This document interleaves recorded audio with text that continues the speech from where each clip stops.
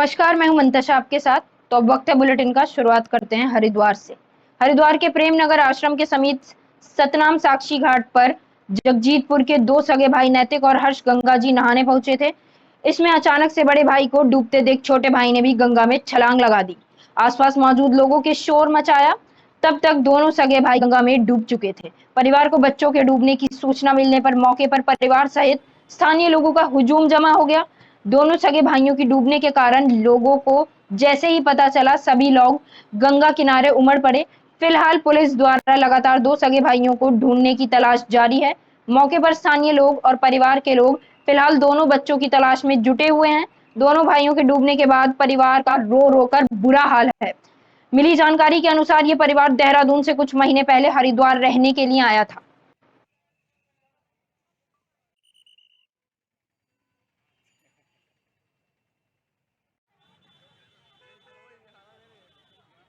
अल्मोड़ा जिले के विकासखंड स्यालदे में निवासी ग्राम गांजर पोस्ट कुलांटेश्वर में चंदन सिंह पुत्र विशन सिंह अपने घर के पास खेत में काम कर रहा था। तभी अचानक तेंदुए युवक के हाथ पर हमला कर दिया। तभी युवक ने शोर मचाया, तेंदुआ भाग गया। ग्रामीणों युवक को आनन फानन करके प्राथमिक स्वास्थ्य केंद्र सरायखेत से ले जाया गया। युवक प्राथमिक उपचार छुट्टी दे दी गई है। वहीं वन विभाग ने टीम आनन फानन करके घटनास्थल पर पहुंची। फिलहाल वन विभाग ने घायल को 5,000 रुपए की औपचारिक सहायता दी है। 84 रेंज वन कर्मियों की काफी कमी है। फिलहाल वन विभाग ने तेंदुए को पकड़ने के लिए रेस्क्यू अभियान जारी किया है। वन विभाग एक टीम का गठन कर क्षेत्र गश्त कर रही है।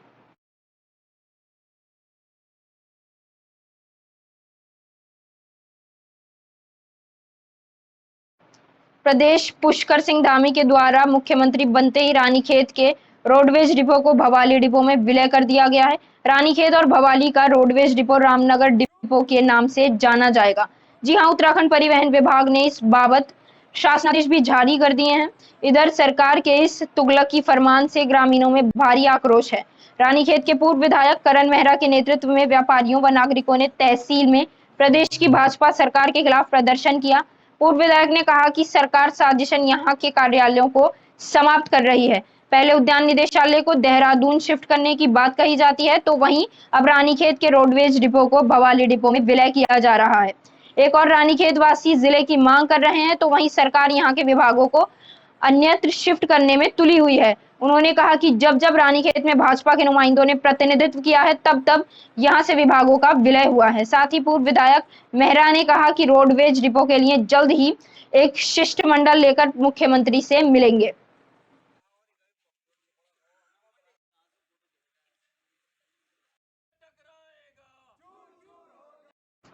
बीजेपी का आज 42वां स्थापना दिवस मनाया गया।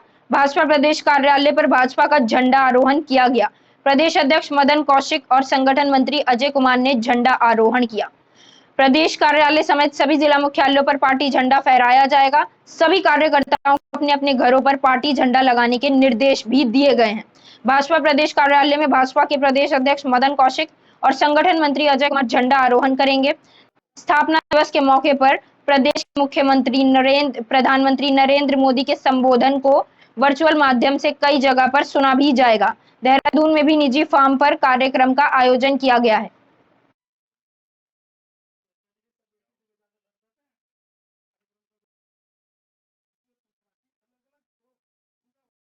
प्रधानमंत्री नरेंद्र मोदी ने कार्यकर्ताओं को संबोधित किया। पार्टी के शुरुआती संघर्ष के बारे में जनता को जानकारी दे रहे हैं। उत्तराखंड में सभी मंडलों पर स्क्रीन लगाकर प्रधानमंत्री नरेंद्र मोदी के संबोधन को सुना जा रहा है। देहरादून के निजी फार्म पर स्थापना दिवस का कार्यालय चल रहा है। कुछ ही देर में प्रदेश अध्यक्ष मदन कौशिक और मुख्यमंत्री पुष्कर सिंह धामी कार्यक्रम में पहुंचेंगे। पूर्व मुख्यमंत्री त्रिवेंद्र सिंह रावत, भाजपा विधायकों समेत तमाम कार्यकर्ता कार्यक्रम में मौजूद रहे। कार्यक्रम के बाद संगठन की ओर से शोभा यात्रा निकाली जाएगी। देहरादून के जीएमएस रोड से घंटाघर तक शोभा यात्रा निकाली जाएगी।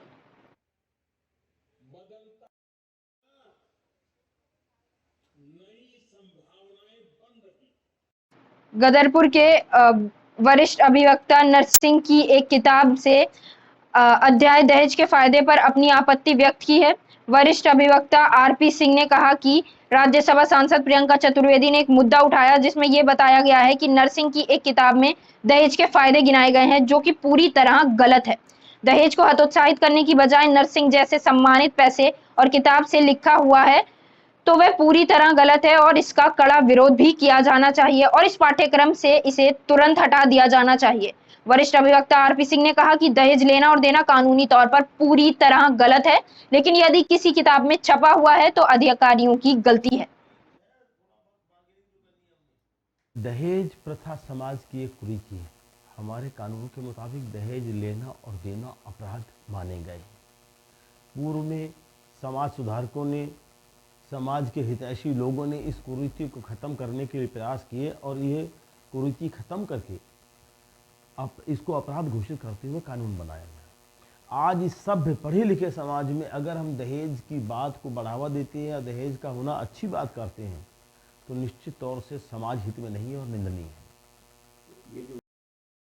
उत्तराखंड सरकार में कैबिनेट मंत्री गणेश जोशी हरिद्वार दौरे पर रहे। हरिद्वार में गणेश जोशी ने जगत गुरु शंकराचार्य राजेश्वरानंद और अखाड़ा परिषद के अध्यक्ष महंत रविंद्रपुरी से मुलाकात की। हर की पौड़ी पर गणेश जोशी ने गंगा पूजन कर प्रदेश की सुख समृद्धि की कामना भी की। इस दौरान गणेश जोशी ने कहा कि उनकी सरकार किसान, बेरोजगारी और पलायन जैसे मुद्दों पर भी गंभीरता से काम कर रही है। साल 2025 तक किसानों की आय दुगनी करने का लक्ष्य पूरा किया जाएगा।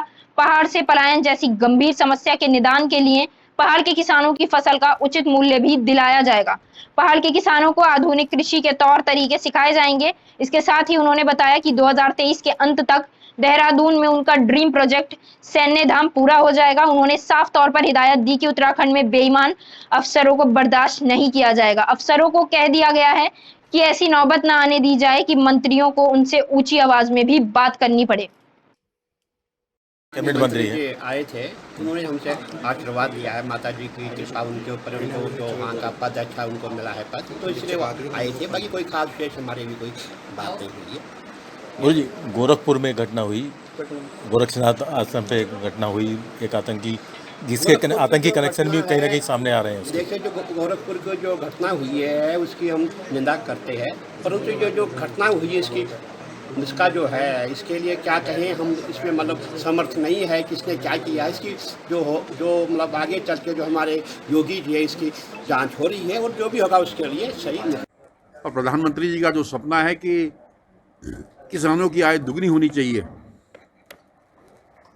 2025 तक हम किसानों की आय को दुगनी करेंगे, ये हमारा संकल्प है। हम कृषि के माध्यम से ऐसे अवसर पैदा करेंगे, क्योंकि अब तो जैविक खेती के माध्यम से हम एक साल में 4 फसलें उगा सकते हैं। तो जब उसको वहीं जो है काम करने का मौका मिलेगा, उत्पाद का सही लाभ मिलेगा, तो पलायन भी रुकेगा। हमने संकल्प लिया है कि 2030 एंड तक। चैत्र नवरात्रि का आज 5वां दिन है। आज के दिन स्कंद माता की पूजा की जाती है। नवरात्रि के 5वें दिन मां दुर्गा की पूजा करने से पहले कलश की पूजा भी की जाती है। इसके बाद मां दुर्गा और उनके स्वरूप की पूजा आरंभ होती है। धार्मिक मान्यताओं के अनुसार मां की उपासना से नकारात्मक शक्तियों का नाश होता है। मां का स्मरण करने से ही असंभव कार्य संभव हो जाते हैं। माता रानी की सच्चे मन से उपासना करने से भक्तों की मनोकामनाएं पूरी होने की मान्यता है।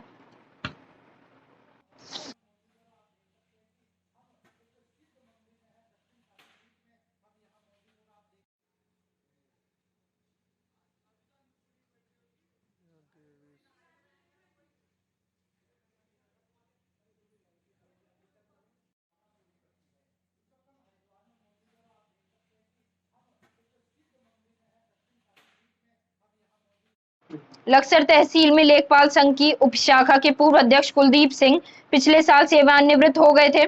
इसके बाद से उपशाखा के अध्यक्ष का पद खाली चल रहा था। संघ की जिला इकाई ने उपशाखा की नई कार्यकारिणी के गठन की प्रक्रिया शुरू की थी। इसके तहत जिले से ऑब्जर्वर बनकर आए लेखपाल ब्रजभूषण व ऋषिपाल की निगरानी में लक्सर में तैनात सभी लेखपालों की तहसील के सभागार में बैठक बुलाई गई थी।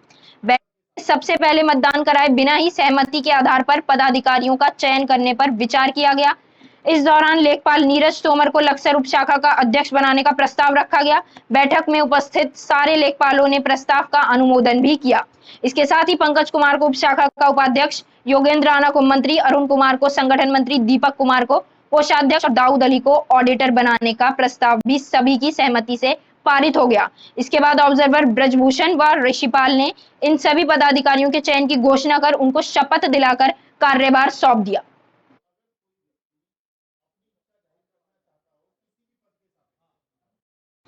पिथौरागढ़ जनपद की सीमांत व्यास घाटी में 11,000 फीट की ऊंचाई पर बहने वाली कुटियांगती नदी पर भी अब सैलानी राफ्टिंग के साथ साहसिक खेलों का लुत्फ उठा सकेंगे। नैसर्गिक सौंदर्य से भरपूर व्यांग घाटी से पर्यटन और राफ्टिंग को बढ़ावा देने के साथ स्थानीय लोगों को स्वरोजगार से जोड़ने की पहल आशीष चौहान जिलाधिकारी ने की है। जिलाधिकारी ने कुटियांगती राफ्टिंग क्लब को अनटाइड फंड से 15 लाख धनराशि के राफ्टिंग के उपकरण उपलब्ध करा दिए हैं। आशीष चौहान जिलाधिकारी ने बताया कि शिवोत्सव के दौरान कुटियांगती नदी में टायल किया गया था। यहां पर व्यास घाटी के सभी गांवों को शामिल करते हुए कुटियांगती क्लब बनाया गया था। उन्होंने कहा 11,000 फीट की ऊंचाई पर सैलानियों को राफ्टिंग का अलग अनुभव मिलेगा। आदि कैलाश व कैलाश मानसरोवर यात्रा पर आने वाले पर्यटकों के लिए एक नया आकर्षण का केंद्र बनेगा। साथ ही क्षेत्र में स्वरोजगार को भी बढ़ावा मिलेगा।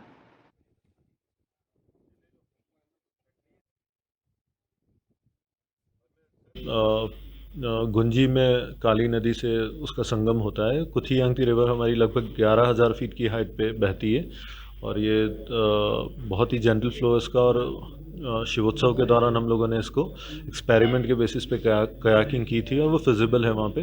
तो अभी हम लोगों ने कुथियांगती क्लब बनाते हुए राफ्टिंग, कयाकिंग और उसके इक्विपमेंट्स उनको दिए और इससे उस क्षेत्र में स्वरोजगार में वृद्धि प्लस पर्यटकों के लिए जो कि आदि कैलाश या कैलाश मानसरोवर की तरफ जाते हैं उन पर्यटकों के लिए एक नया आकर्षण भी होगा और उससे उस क्षेत्र में पर्यटन के विकास में सहयोग मिलेगा।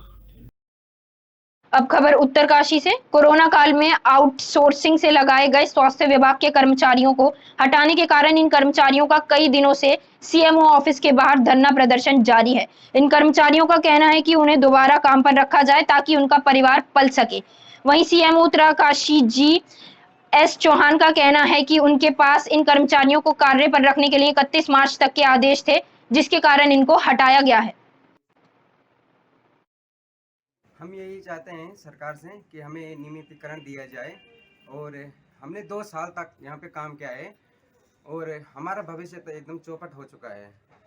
और हमें किराएदारों ने, जब कोविड आया था तो उस दौरान हमें जितने भी बाहर के लोग थे तो हमें टच नहीं कर रहे थे, बेघर हो रखे थे, ठीक है।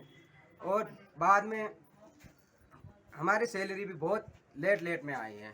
तो हमें ही जानते हैं हमारा भरण पोषण किस परिस्थिति में चला है। मैं सरकार से यही आग्रह करूंगा कि हमारे हॉस्पिटल में बहुत सारे पद खाली हैं, 195 पद खाली हैं, तो हमें उन पदों पे नियुक्ति दिए जाए। आपका नाम क्या? मामला तो ये है कि कोविड काल में तो जब कोविड का प्रकोप था, जब कोविड की स्थिति लग थी, उस समय इनको रखा गया था और ये इनका बीच में रिन्यूअल भी होता रहा। अभी जो वर्तमान में इनका पहले तो 28 फरवरी तक था, फिर 1 महीने का रिन्यूअल इनका हुआ 31 मार्च तक। जितने भी कोविड में जो मानव संसाधन रखे थे और भी जो उसमें गाड़ियाँ थी, सबका 31 मार्च तक का बढ़ गया था।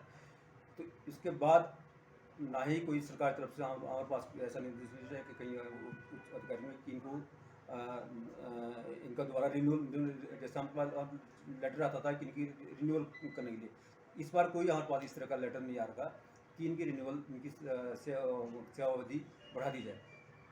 तो फिलहाल इस बुलेटिन में मेरे साथ इतना ही। नमस्कार।